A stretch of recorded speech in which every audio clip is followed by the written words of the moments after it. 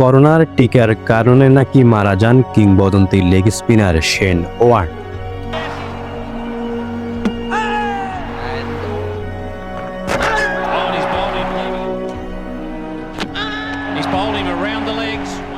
সালটা 2022, তখনও মহামারী করোনা ভাইরাসে আক্রান্ত হয়ে মারা যায় বিশ্বের হাজার হাজার মানুষ।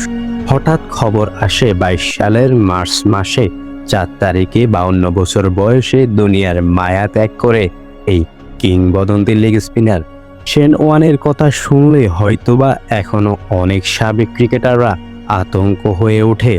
বল ফেলতেন হোয়াইট লাইনে, বলে টার্ন করে চলে যেত মিডল স্টাম্পে, ব্যাটসম্যান বল বোঝার আগেই হয়ে যেতেন আউট।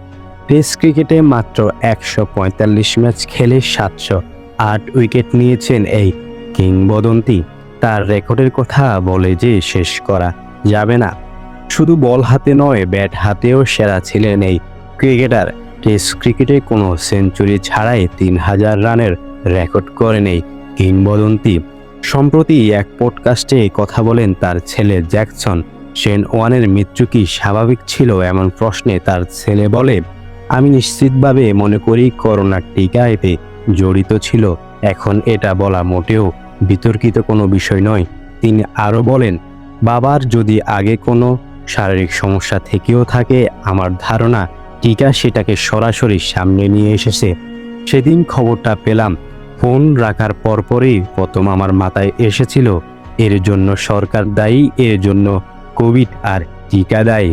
সেই সময়ে শেন ওয়ার্ন মারা যাওয়ার পর গুঞ্জন উঠেছিল ওয়ার্নারের শরীর থেকে নাকি ভাঙ্গার পাওয়া গেছে, এর ফলেই নাকি তার মৃত্যু হয়েছে। কিন্তু তার ছেলে জ্যাকসন এর দাবি অন্য কোনো কারণে নয়, করোনার টিকার কারণে মারা যায় বাবা।